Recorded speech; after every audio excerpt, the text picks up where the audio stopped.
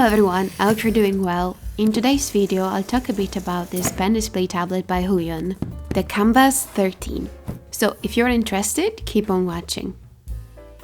Someone from Huion contacted me and asked if I was interested in reviewing this pen display. I was excited because Huion is a very well-known brand, and I've been curious about their products for a while now.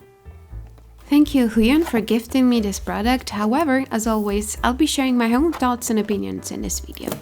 Let's start from the basics. A pen display tablet is not a standalone touchscreen device. It's a type of monitor that you connect to your computer and use with its pen. It is perfect for creating art or even writing, editing photographs, everything you need a pen for, basically. The Canvas 13 is an entry-level model, so it's quite affordable. As the name suggests, it has a 13.3-inch screen, and it's quite comfortable to draw on it, probably because it's around the size of an A4 paper sheet, and I'm quite used to draw on that paper format. A beautiful detail about this device is that it comes in 3 colors. This one is the violet purple one, but it also comes in green and black. And I love and adore it when brands make tablets in colorful options. It's a huge plus for me.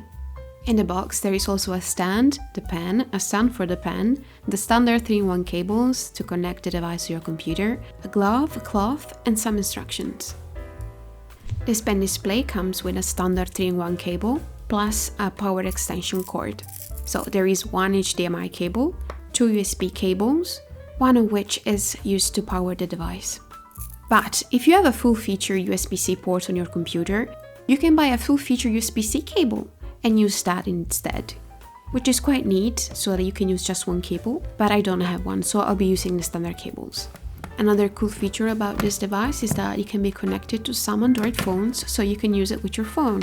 Unfortunately, nobody in this house has a phone that's compatible, so I can show you that, but that's a quite cool thing. This stand is quite standard, pretty much every brand has the same one. It's made with aluminum and plastic, quite basic but sturdy and offers a lot of different angles.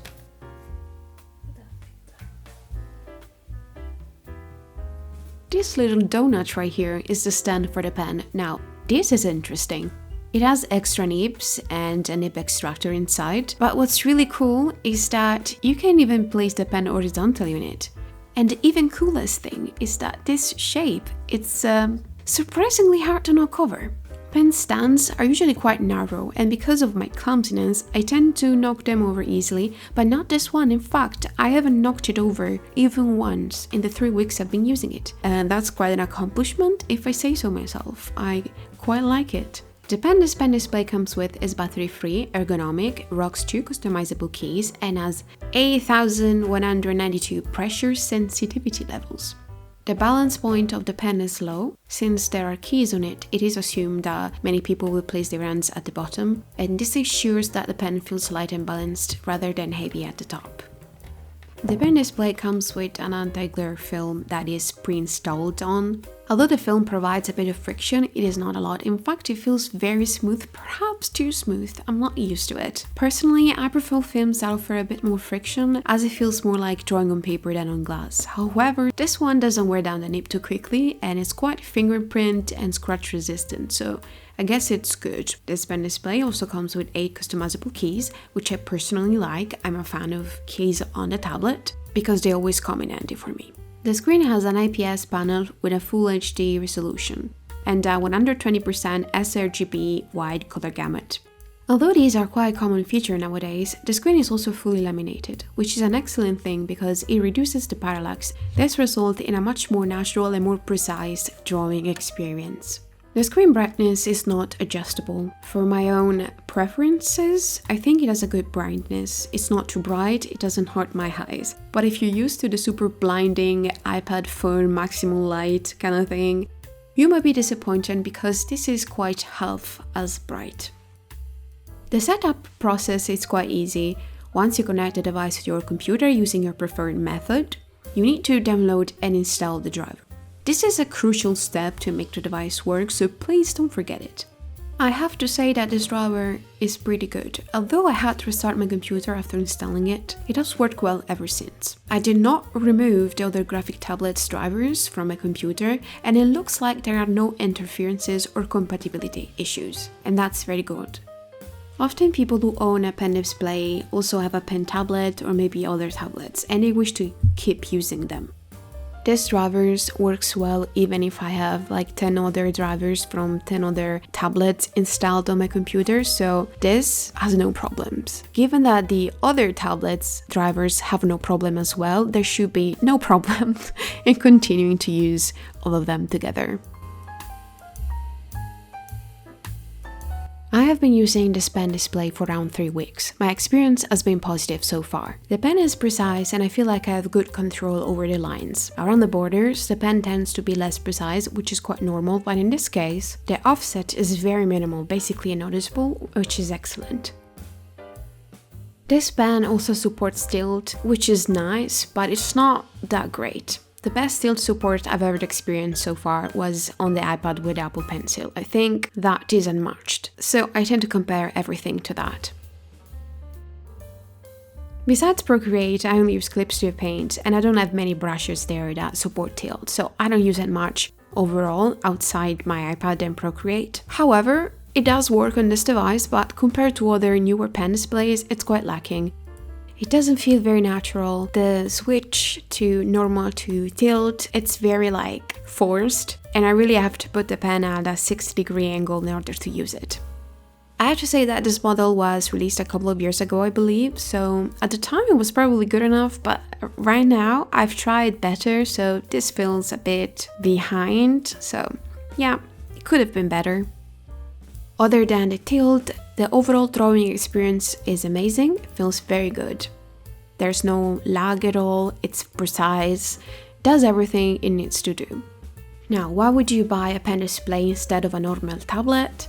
Well, pen displays use the efficiency and the technology, the power, the potency of your computer basically. There is no layer limit. When you work, you can use a lot of different drawing softwares. And also you can choose between a lot of screen sizes, where tablets are all rather small. This size specifically, I feel like it's good for the studio space, but you can also put it in your computer bag and bring it around if you travel, if you need to, if you go to art school, for example. It's not too big that it's impossible to bring around, and not too small that it feels cramped to draw on it. Also, the fact that if compatible with your device, you can use only the full-feature USB-C cable, and that makes it very comfortable and neat and clean, and there are even keys on it, which come in handy and they're quite useful in my opinion. So it has a little bit of everything. As I said, the only thing I disliked were the fact that the tilt is not super efficient and the fact that the film is slightly too smooth for my preferences. But overall, it's a good device. Would I recommend this to you? Yes. For $240, which seems a lot, but it's quite affordable for what you get, it's pretty good. But I also have to say that nowadays on the market there are other models that are newer, that have a slightly better technology and they have the same price. So you might want to consider that as well. It is important when you buy one of these to think about your priorities and what you want to use it for, so that you can choose the right model with the right characteristics that suit your needs the best.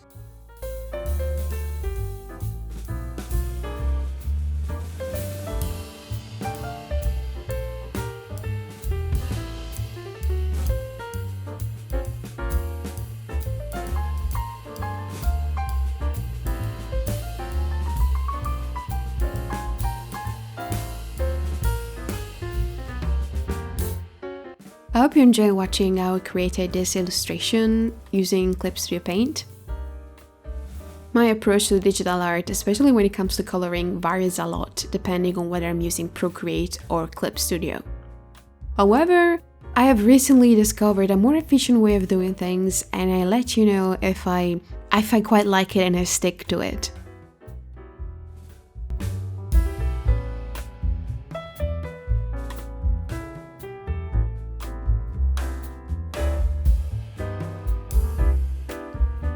I hope you found this video interesting or even useful, that would be great. I'd like to thank Huion again for this gift, and that's it.